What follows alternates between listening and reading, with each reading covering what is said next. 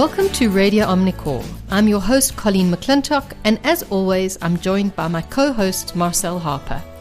You can find all our podcasts on iTunes and our website, www.omnicor.co.za.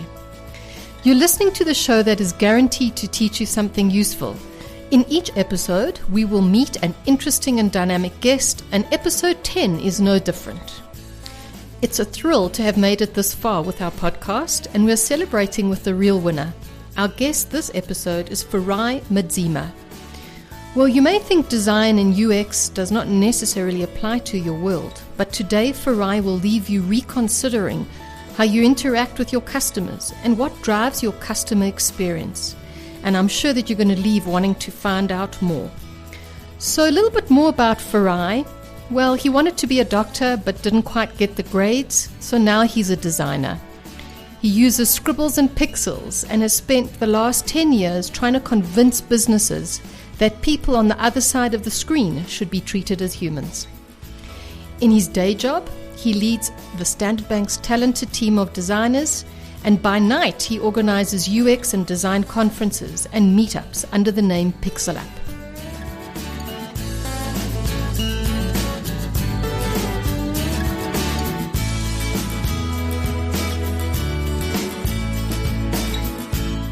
So in studio today, we are thrilled and excited to host Farai Madzima. Welcome, Farai. I was privileged to check you out at Gibbs when you were presenting in the forum around user experience. And I think I even came up and kind of stalked you afterwards. And I was like, Farai, you need to get on our podcast. And I'm sure you didn't think I was serious. So we're really thrilled to have you talking today about design thinking and user experience. And of course, we'd love you to just start off with maybe just telling us what is your passion, why you love it, and what actually is it? Because I'm not sure everyone is sensitized to the thinking around the competency of design thinking and how it impacts in the business. Awesome. Thanks very much for having me here. It's great. So design is, I'm finding increasingly a very spoken about thing in business circles. And the challenge that I'm finding, and the thing that, to your point around, what am I passionate about? The challenge I'm finding is that there's an understanding that design is about making pretty things. That design is about the colors and all of those different things. And I think there's an import, which is around the aesthetic.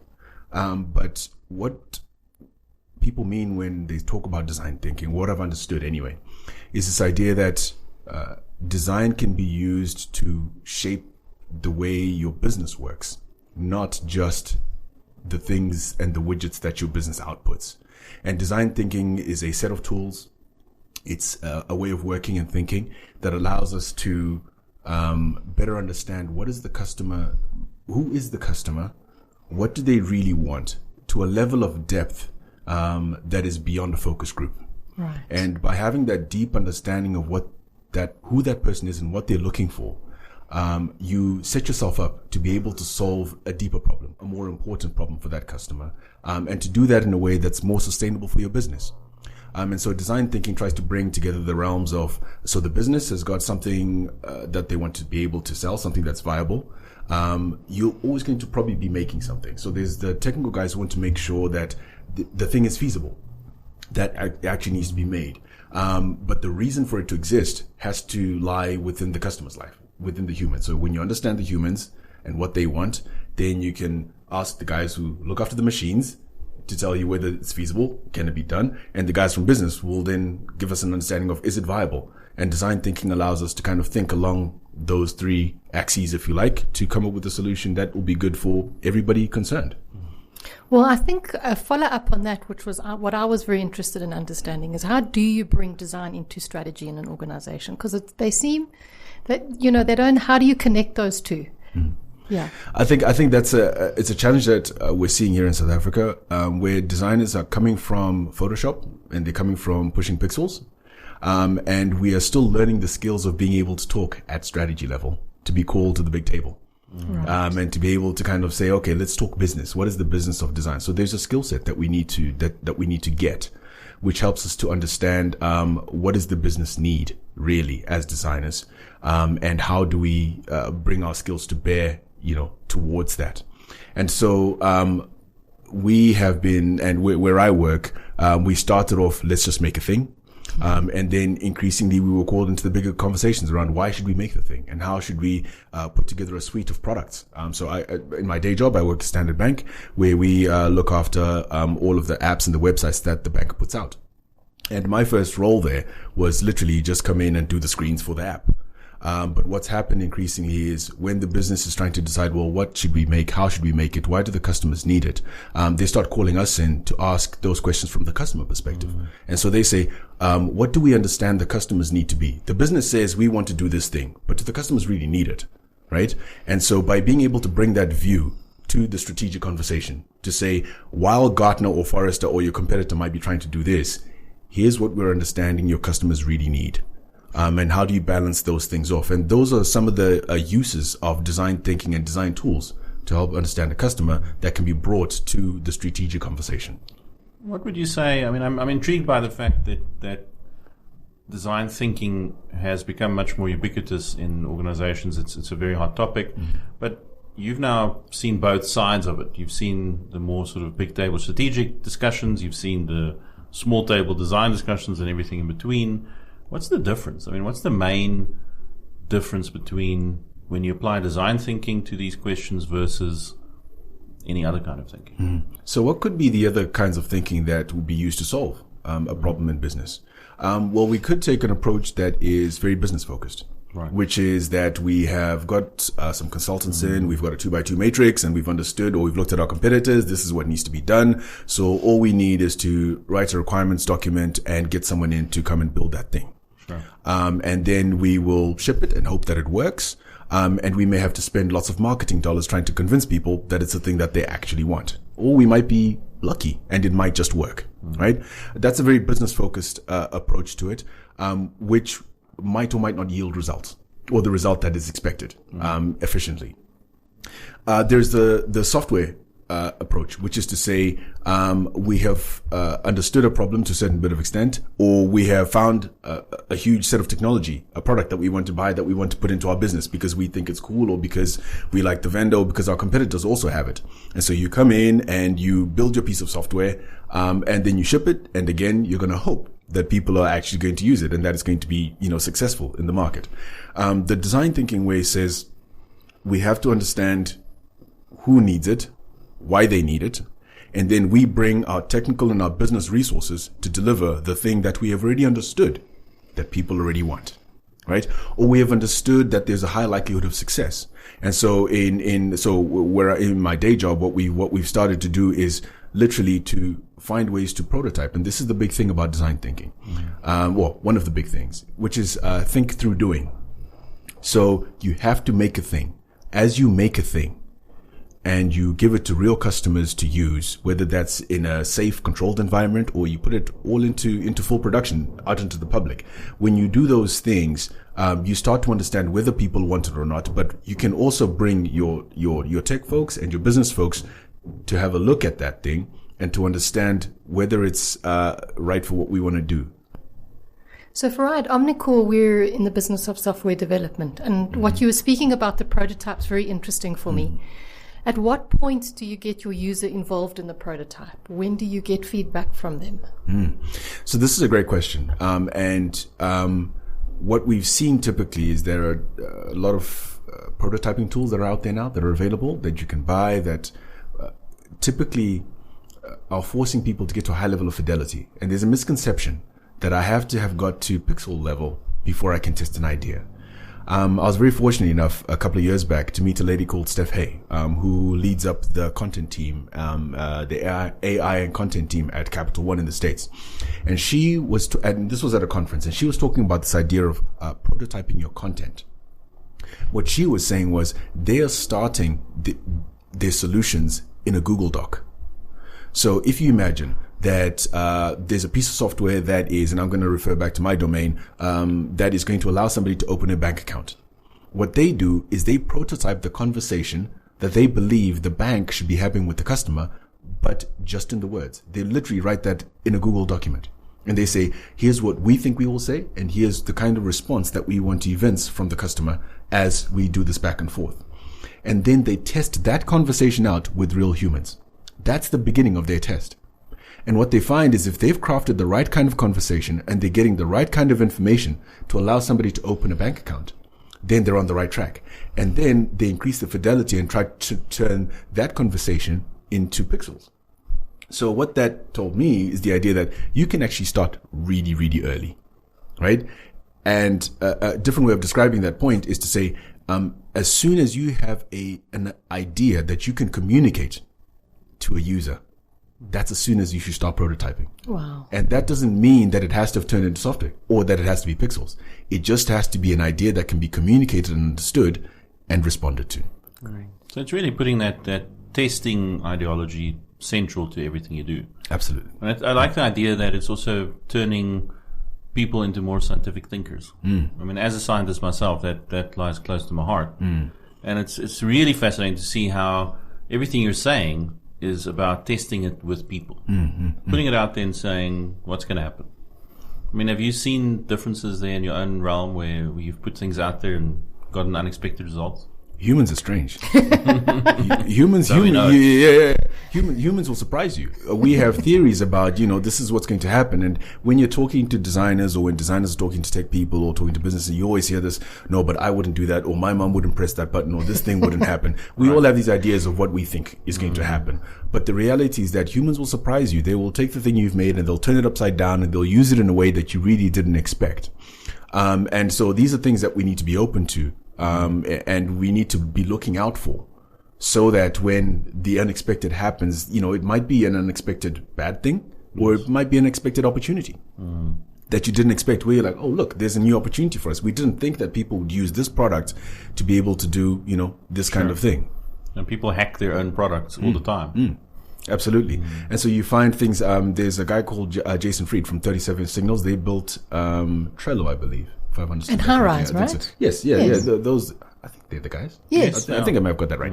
And they talk about, Trello, where it's come from and the things that they see people using it for.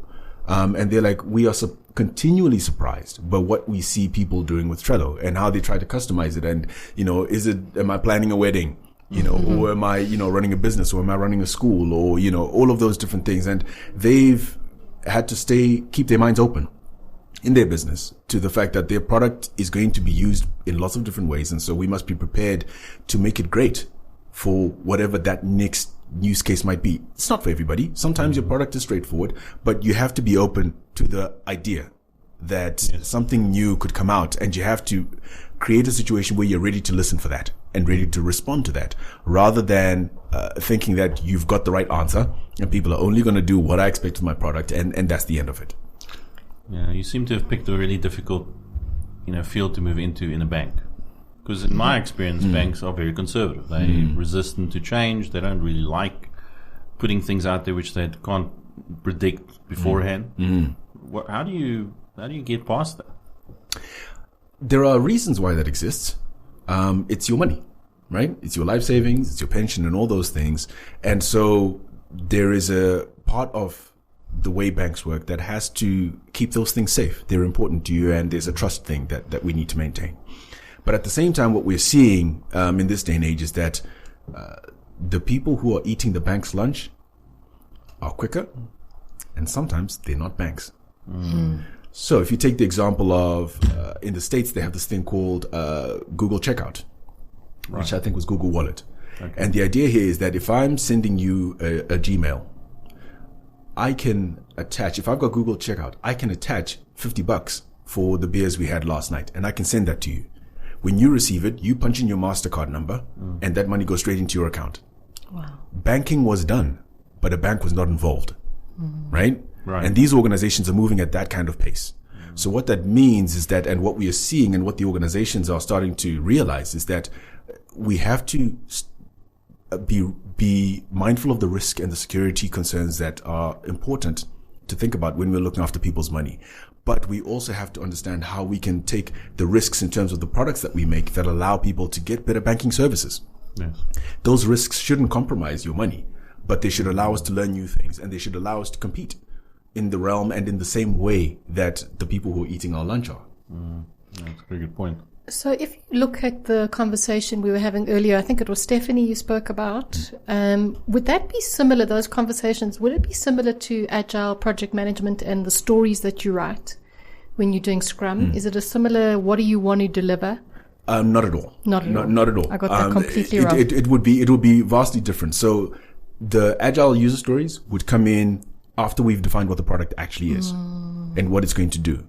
So a story defines a piece of functionality or describes a piece of functionality. As a user, I can log in to the app. Right. That's the user story that is describing that portion of the app. And so there'll be lots of those. Whereas this other thing is more around content. And the content ultimately should drive all of the design, because what we want is to create a situation. So in a good design, what we want is to create a conversation between the user and whatever system it is.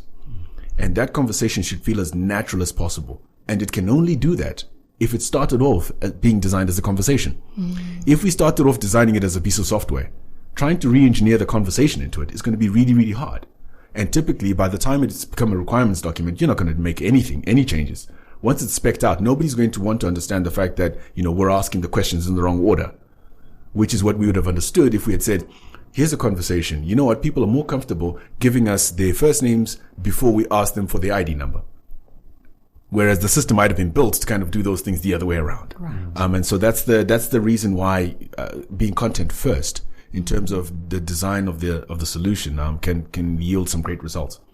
I love that idea. I mean, I've definitely seen the converse of that, where, as you say, the software is designed as a software first. The systems guys get involved, and you're 5 months down in the project, and suddenly you realize, but everything is in the wrong order, and it's not nice to use. And I guess we've experienced that when you use an app which delights you. It's often because they've gotten that conversation absolutely 100% correct. This is how I want to interact with this thing. Yeah. And we see that a lot when we're looking at apps. but the challenge is, do we have the tools to deconstruct, to kind of understand what led to this? There are months of work that years of work maybe that we don't see that led to the understanding that this is the way, this person should be greeted. And it's a big challenge that we find here in South Africa, where we are seeing all these fantastic products. We are seeing all the design tools, and we're reading all the tools in Google that allow us to make these great products. But the methods, the ways of working that they're using in organizations like Airbnb and Facebook, they're so close to us. And we have no design schools in South Africa that, we have design schools, but there are very few. And you can't get a tertiary, level qualification in human-computer interaction or user experience design. Usually it's tacked onto a computer science program. Whereas overseas, you literally can go in and just study this for 4 years. Right? Which means that they are at a level that, we struggle to operate on. So when we look at some of these products and we try to deconstruct and remake them, sometimes the best we can do is just copy what they did without really understanding why did they do that and how did they get to that particular solution. So, Farai, I like the articles that you posted on LinkedIn. They're really interesting, in particular the one around should your boss learn how to design. Do you come across a lot of resistance from business as a designer? Yes, there's definitely a lot of resistance, but sometimes it's for the right reasons, which is that's the way things have happened up until now. There is a changing sentiment, which is that a lot of people in business are being asked by their peers and their bosses to kind of, to deliver better designed products. And so there are better conversations that we're having. But absolutely, there is not enough understanding about, and we spoke about this earlier on, is this just about making it pretty? Or is there something else? And if there's something else, is that something else going to change what I do, how I do it? Am I going to have to reskill as a business person to be able to deliver this thing? Do I need to change my team structure to make a better design? All of those reasons can contribute to kind of some of the resistance that we see. I'm fortunate enough to work in an organization that has, so that's the hardest part of design, actually. The hardest part of design is convincing people to pay to do the design, and not to pay to make it pretty, but to pay to do that strategic design that's actually going to have an impact. Luckily where I am, that's easier. They've kind of understood it and they support that. But even within the realm of that, we still come up against folks who are saying, well, we've been building software for years without doing user experience design. Why do we need you guys now? Business analysts have been doing screens for us for ages. What's different about what you're going to bring to the party? So that's the kind of thing that, we sometimes come up against. And, there are right reasons for that. But once you get an opportunity to show the prototyping method and to show how you can get results about how a thing should work or from the customer perspective, and you can bring those to the big table and say, look, here are 5 people trying to apply for an account, and look at them pulling their hair out. Listen to them swearing. When you can do that, it makes it so much easier to break down that resistance. And so if you're a designer in this kind of role, or if you're a designer in a situation where you are finding that kind of resistance, being able to do this, and you don't have to ask for permission to do it. Just go and do a test. Go and ask your auntie. If they can give you budget to do it, that's great. But if you've got friends and relatives who you can put in front of the product, and you can prove that you're objective about doing that, and you can record the result, and there are a lot of recording, you can record it with your phone if you want to, but bring that back to business and say, listen, here's the thing that you're saying is wonderful and is going to deliver. I've put it in front of these kinds of people. This is the response we're getting. Doesn't that give you the idea that maybe we should be looking a bit more into whether we're going to have the right impact or not? So that's an approach to kind of trying to go against that resistance, or to soften it a bit. I think you're really proposing some radical stuff here. I mean, you're making it sound very middle of the road, but I can imagine why a lot of software developers, a lot of business people might see this as very disruptive to how they've been doing things up to now. Because it really suggests that you don't have the answer. Right. That the answer is out there somewhere for you to find or to experiment with. This is a critical mind shift. And if you talk about a mind shift, then as you point out, it's not a trivial thing, right? Because and it's not the mind shift of an individual. It might be a cultural thing where an organization is set up along the lines that you described, where we believe that we are going to get the right answer. But what we are seeing at organizations such as Netflix is the idea that they don't believe they have the right answer. So, in my other life, I run conferences. And so I do a design conference called Pixel Up. But I'm also doing a developers one called Source Up, which is happening in September. And so we bring developers from companies like Netflix to come and talk to us about what they're making and how they're making it. And I was talking to the gentleman, Jem Young, who's a developer there, and I was trying to ask him to see if he would come over. And so I was just trying to ask him about what he's working on right now, we're just making conversation. And then he said to me, oh no, I was just writing some code. We've just shipped a bunch of tests. I'd asked him, what features are you putting out? And he said, oh, we've just put some tests live. And I was like, what does that mean? And he said, we never put out a feature because, we put out a feature, but we don't have one version of it because we don't presume to know that we have the right answer.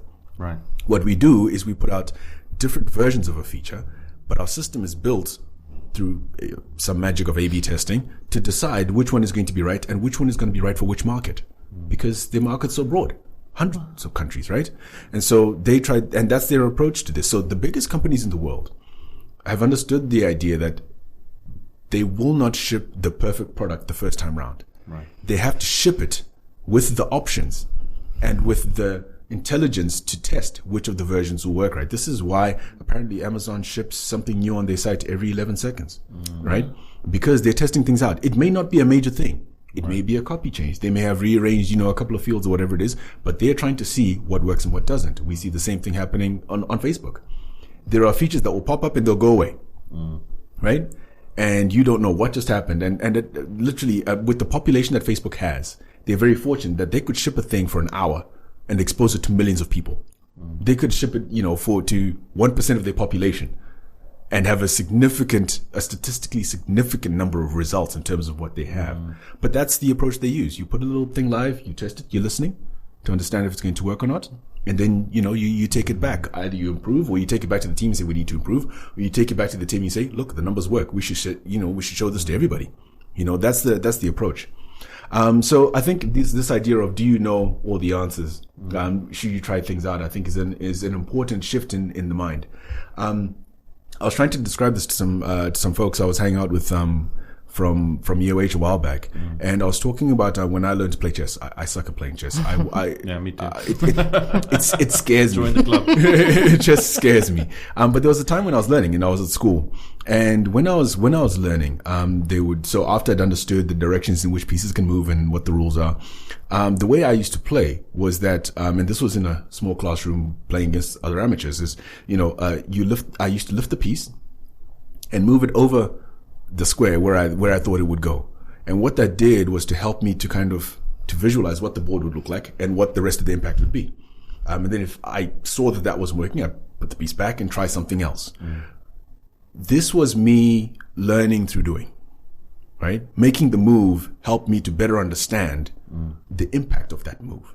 And I was doing that in a safe environment, right? So this was the kind of what I was calling hands-on chess. So when I got better, I needed to learn how to play hands-free chess, which was you have to start doing this in your mind, and you're still calculating what those moves are. But hardcore chess players get upset with you if you touch pieces. If you touch pieces, there's etiquette and all of those different things. But this idea of, and this comes back to design thinking. Design thinking says, try something in a safe environment. Assess what impact you think that's going to have, and then make a choice of whether you want to commit to that choice or not, or whether you want to try something else. And so again, that says, I don't know the answer, but I want to try something and see what's going to come out on the other side, and then decide whether I want to commit to that or not.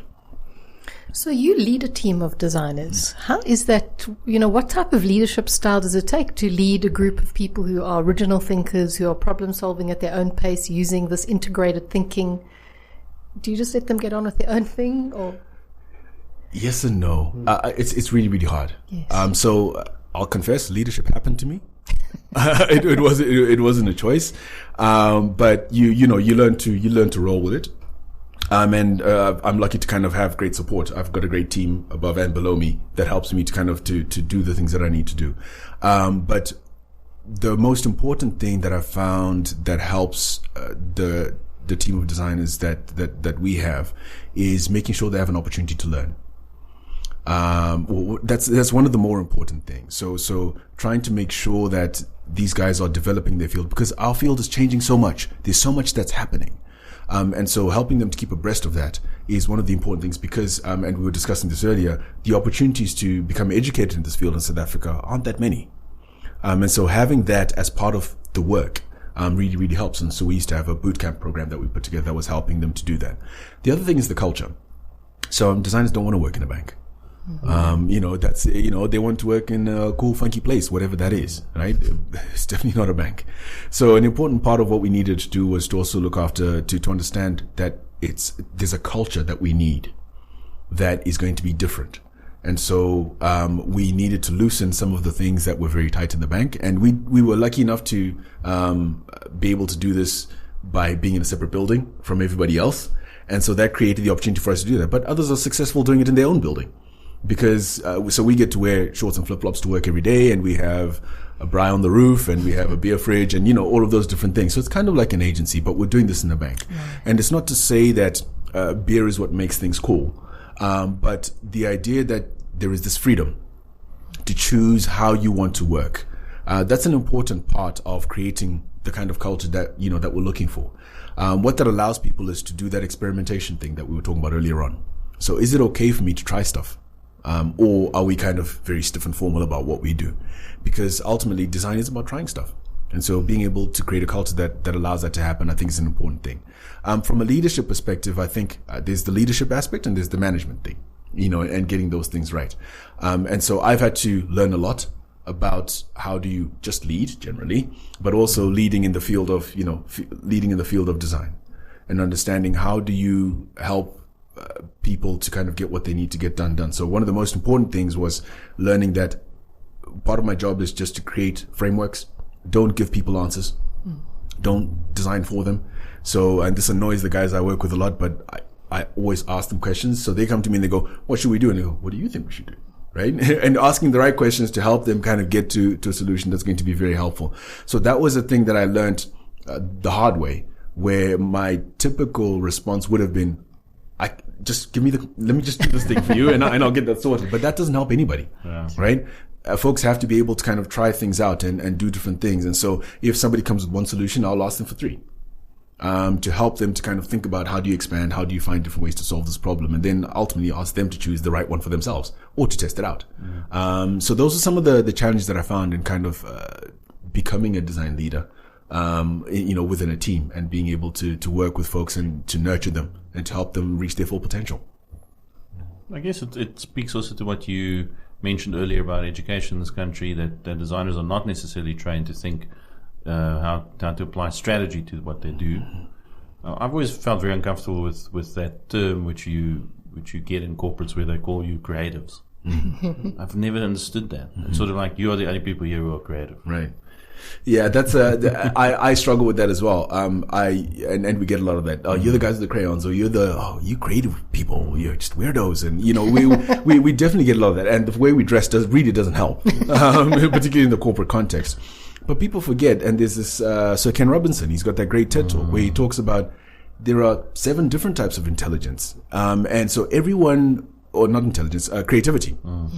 And so, everyone, whatever you're doing, you're being creative. Whether you're a legal person trying to find the right way to phrase that thing that's going to do the thing we need to do, you're going to have to be creative about that. Exactly. Right? If you are in the tech space and you're trying to solve, a program problem, there is creativity there.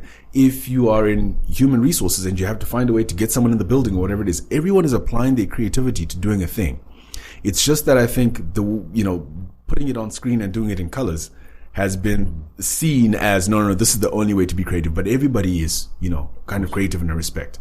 So I agree. That label for me, that's the response that it evokes in me anyway, is this idea that don't exclude yourself from creativity by calling me a creative. Yes. Everybody has got a creative thing that they do, and a valuable creative thing that they bring to the party.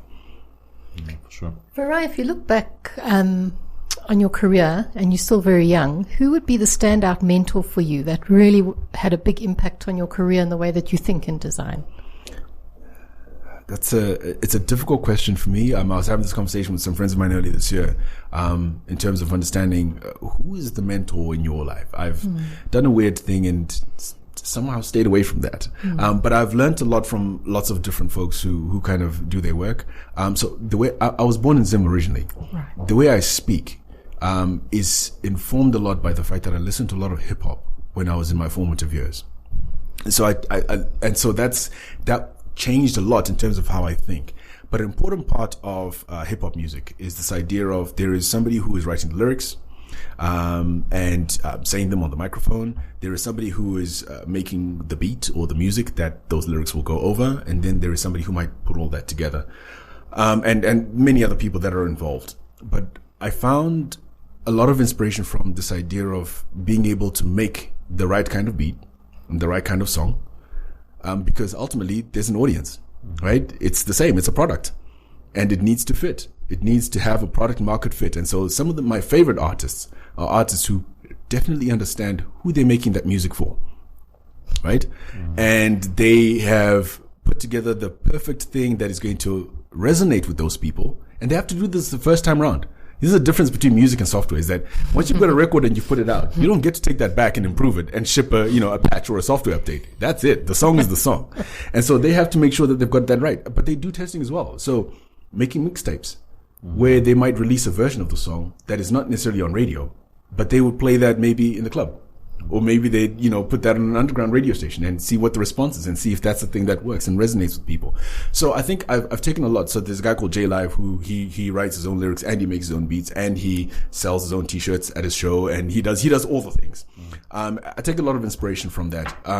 In terms of work ethic, in terms of understanding, have you made a quality product? This is a really, important thing that you need to have put out there. So that's generally from a, how should I work? How should I think about my work? But in terms of design itself, there's a guy called Jeff Gotelf.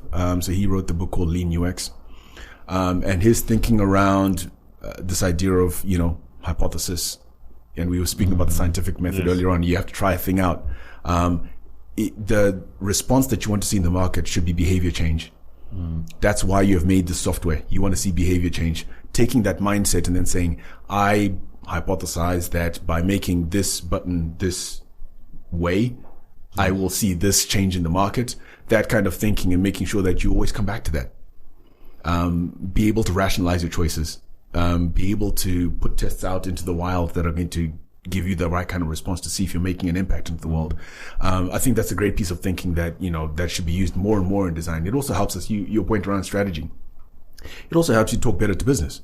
Right. Business wants to talk about ROI and what impact are you going to have in terms of what you do, when you do this thing. And when you can have that kind of language, and it's not to retrofit it, to post-rationalize it, but use that upfront as the way you work. That's a great way of thinking and a great way of working that I think helps us as designers to choose better choices, but also to be able to speak to business in the right way.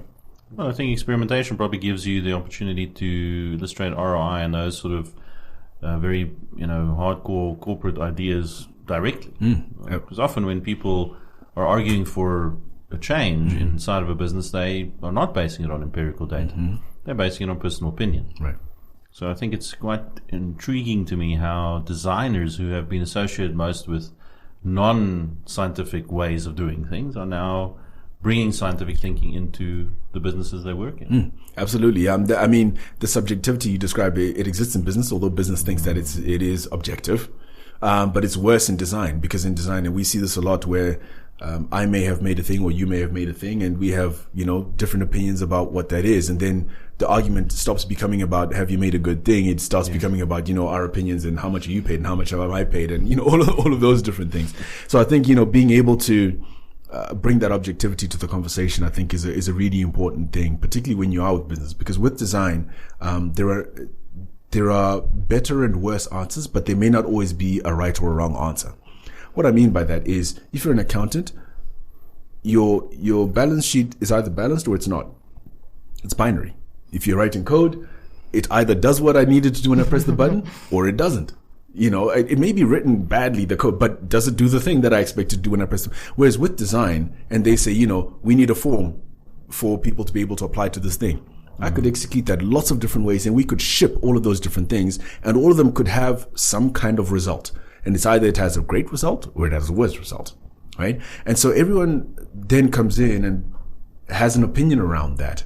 And they'll say, no, but this one is right because this one is right because that one is right because, and being able to kind of empiricize that and say, okay, we're going to do some usability testing, or we're going to see the metrics, or let's try 3 versions. Right? And we'll see which one of those things flies in the market. Those things help to take the subjectivity out of the design choices that we make, as individuals and in organizations.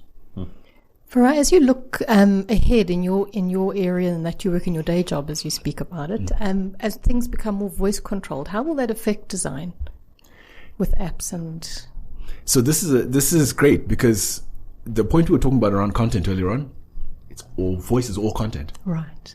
So it's easier. It's all content. No, it's harder. Oh. It's harder because the way we've approached solving design. So if I have a voice system that requires me to answer, to fill in a form, versus if I'm used to doing that in software. If I'm used to doing it in software, I already have in my mind an idea of this is how forms work, and I put them on a page like this. This will be a radio button. This will be, this kind of button. This will be a select. And this is of doing it. Absolutely. I already know those things. I've done it over and over again. When there is none of that, and that's no longer my starting point, and I haven't been using content-led design, coming back to voice is a huge shift, because then it has to be about the basics of, what is that conversation like? And how do people respond? And how does your voice system respond? Is it, so there are ideas around, you may have a very prescribed path.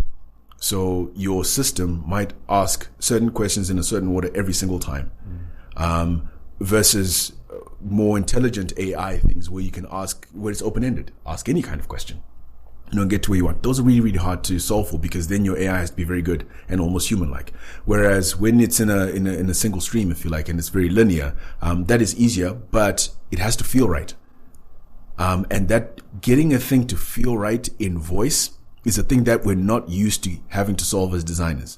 So you could have the same form designed by 10 people, and it looks 10 different ways, and some of it looks great, some of it doesn't, but ultimately people can use that without kind of being weirded out too much. Whereas if you're talking to a bot and it sounds weird, you will know instantly.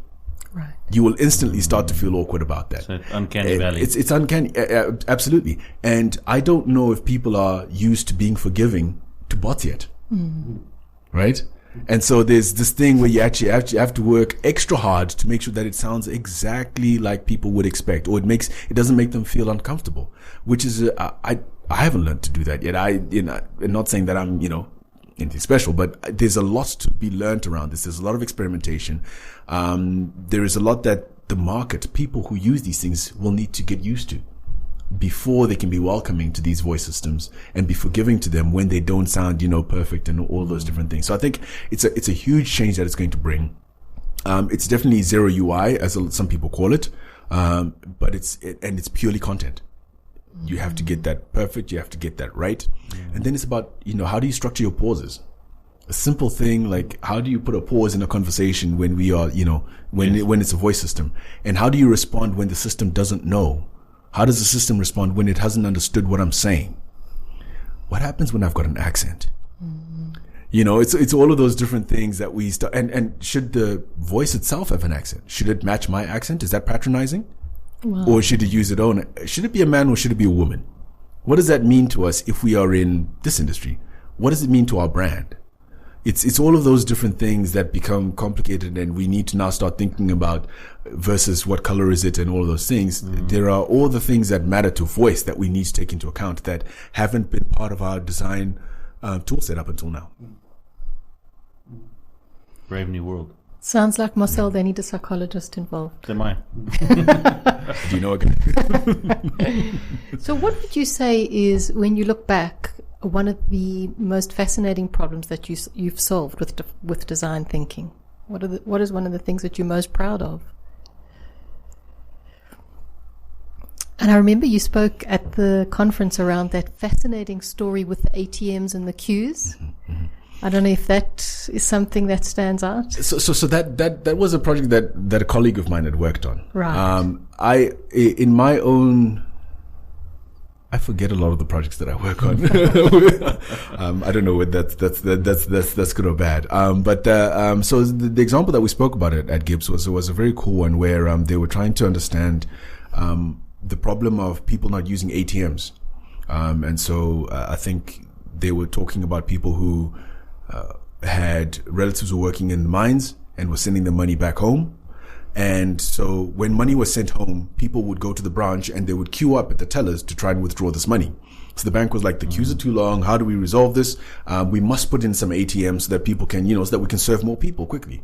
So they put in the ATMs, and what they find is that people are still queuing up. They're ignoring the ATMs entirely. And it's like, what is actually going on here? They thought that the problem was just of there are not enough people to serve. Right, which might be that's the direct way to solve the problem. Maybe a business way to solve the problem. You just say, well, it looks like there are not enough tills. Let's solve this thing. And then in terms of trying to understand what was going on, what they understood was that the people who were queuing up and the people who were coming to visit the bank were not all necessarily trying to reach a teller.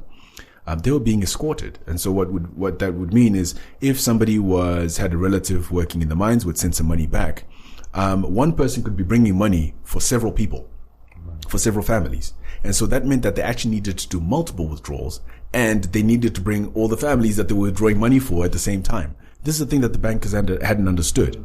And being able to sit down with people and to understand, who are you all here? What are you looking for? And what is the right thing that, for us to do to be able to serve you? If they had done that up front, they may have saved on installing these ATMs that, at the time weren't necessarily doing anything, which is a great kind of opportunity to make a dent in the world. And to shift the way that an organization is thinking. I wish that would be my project.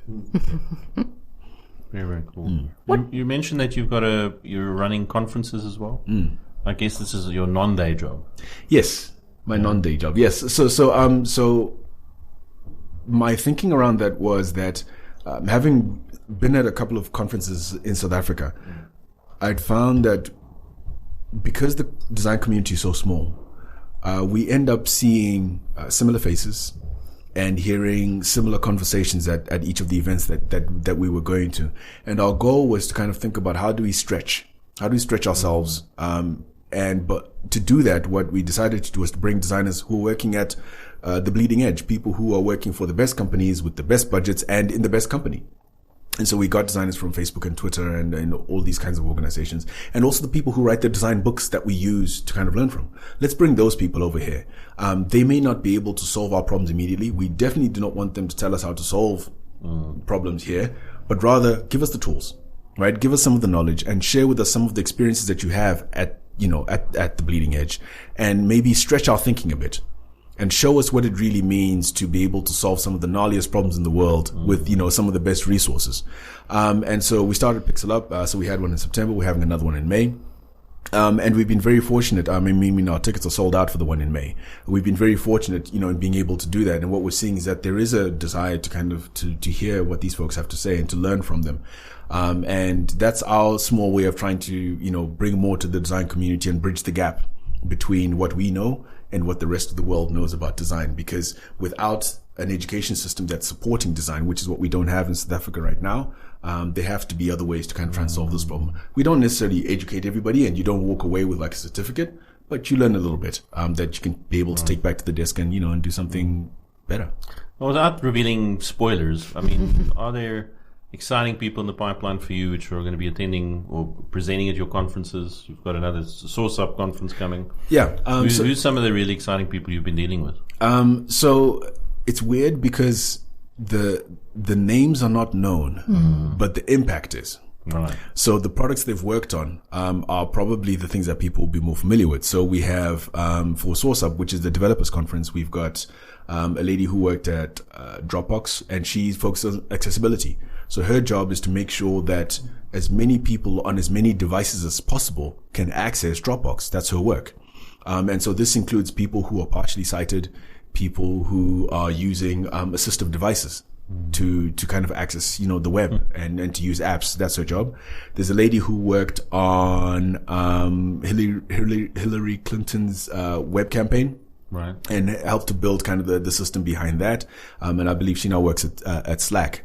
So that's pretty cool. There's Jem who works at Netflix. So he's a UI engineer over there, and everybody wants to hear from the guys at Netflix. They seem to be kind of the guys who are getting stuff done. And those are some of the folks. And so people who are building things at that scale have seen things that we won't see in South Africa. Right? And that's what we're interested in, is understanding what does it mean to build something for 139 countries, and to make sure that it's robust and to make it sure that it works on all the devices that you need it to, and to be able to change it at the pace that we see them changing these things at, the pace at which they make new products. How are they doing all of those things? That's what we want to hear about. That's what we want to learn. That's what we want to share with the local community. I believe, and this is a weird thing I've seen, that overseas apps are important, but the web has never waned in importance. There is always an interest in the web because the web is open and it's accessible to everybody, and it's for more devices. Yeah. And so Facebook will always have its website as its number one thing, and Amazon will always have its website as its number one thing, right? Apps will come and there'll be partners to that, and some of the sales may happen, but that web piece is really, really important. Whereas I find here in Africa that apps are the thing. Everybody wants to make an app, but the web things that we have already made are still terrible, right? The web things we have made are not accessible. They're not using the right standards. They're not usable on all the devices. We're not using some of the basic techniques that are required to give everybody access. And yet, the success of the continent, people say, no, digital is going to change African fortunes, but we can't make it properly yet. And so that's part of the reason why we want to bring people over, is just to say, listen, let's talk about what properly means. And let's see how people are doing it, at these scales and at these levels. Yeah. So, Farai, I don't know if you read the recent Wired, but there was a great article around apps are out, bots are in. Do you think Africa's behind on that wave, or do you think that it'll impact less?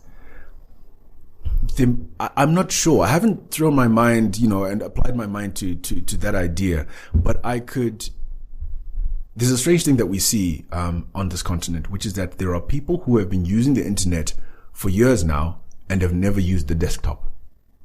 They've never used a laptop, and they've never used a tablet. They're only doing it on their phones. That is the only internet that they know. Wow. They have skipped this whole thing. So there's this huge leap from nothing to mobile that continues to happen on this continent. Whereas in developed countries, there are more people who are exposed to this desktop thing. I'm wondering, as I'm thinking about it now, is there a situation where we might, that leap might also have something, have an impact on bots and how we adopt, or if we adopt bots? Right? Where people who are using or talking about bots now might be thinking about migrating people off the desktop and into these other interfaces. But what happens when people have never had those interfaces? Right? And all they've ever known is, chat-like interfaces, WhatsApp-like things on their phones. There might be, that advantage, which is that they're so used to doing this thing that if you just keep on doing it, if you allow them to do their banking as a chat interface, if you allow them to access their medical records, through that interface, they might be so amenable to that as opposed to people who are trying to shift from, I expect a desktop and great graphics and animation and all those things, so there might be an opportunity for us to kind of to do that and to jump that curve. But I think some of the challenges around doing that well and doing that right are the things that we would need to solve. We've got multilingual people, and we've got people who may not be as literate, right? And so, those might be some of the things that might need to be considered and jumped over. But that might be a possibility for us, which is that because we never had the burden of desktop, we might be more amenable to chatbots. That's fascinating. Very cool. So what would your tips be for perhaps organizations or small businesses who perhaps haven't grappled with the idea of design? What are the first things they need to start looking at? Even Omnicor, for example. What would you say you would need to do? So I think there is some reading that I would recommend. If it's not reading, at the very least, there are some YouTube links, right, that we could look at. But listening to, there's a guy called Steve Krug, Stevekrug, wrote a book called Don't Make Me Think. It's a very short book, but it's a great read because what he does well, even though he's kind of speaking although he's got a new edition that talks from mobile context, he just talks about the idea that whatever software product you put out into the market shouldn't make people think. And he qualifies what he means by making somebody think. Making somebody think might be asking questions like, where does this go? What does this button do? Where am I? Right. How did I get here? It's basic stuff like that we don't think about as much as makers. That is worth considering. And it's a book that's accessible to anybody in the organization, whether you're writing the software or whether you're signing the big checks, but getting an understanding of what does it mean to make somebody think when you put a piece of software in front of them. There's another book called The Inmates Are Running the Asylum by a man called Alan Cooper. Alan Cooper is considered the father of interaction design, or godfather thereof. So he used to hang out at Apple, but he now has his own design agency called Cooper.com, and they're fantastic. But in this book, again, he talks about the idea that we, the software people, are also making the software, but usually we're just making it for ourselves. And so what happens is, so he gives this example of when you add a computer to a thing. So when you add a computer to a camera, it starts to behave more like a computer and less like a camera. And typically it's a bad computer. And so things like, what does it do when it runs out of battery?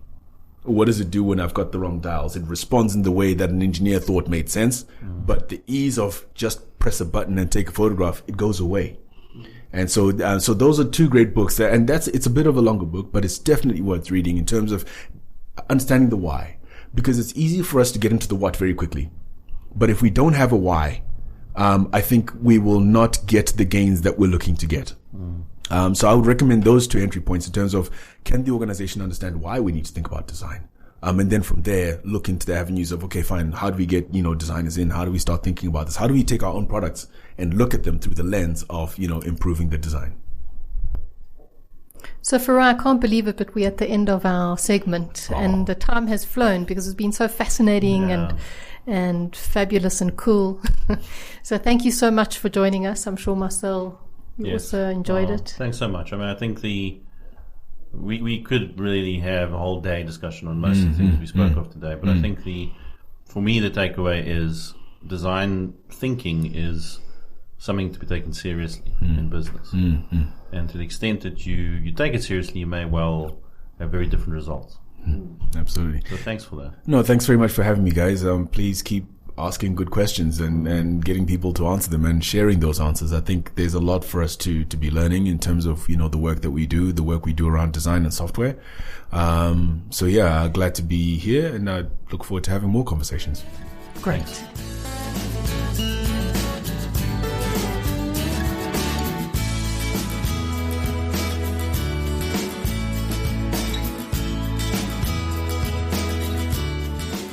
We have learned so much today, from hip-hop mentors to how design thinking uses logic and imagination to explore possibilities of what could be, and to create desired outcomes that ultimately benefit our customer. Well, when do you consult, and how soon do your prototypes get to market, whether that be content or systems? We hope you've enjoyed episode 10, and we really look forward to episode 11, where we'll meet Kathy Farlam. And together with her, we'll explore the interesting world of competencies and which are the fast emerging as critical. So please send through your questions and comment and rate our podcast. It really helps us a lot. And lastly, a big thank you to our producer, Matt Bessling, and a shout out to Leon, our tester, who has just recovered from a horrific accident. And we're so happy that you're on the mend.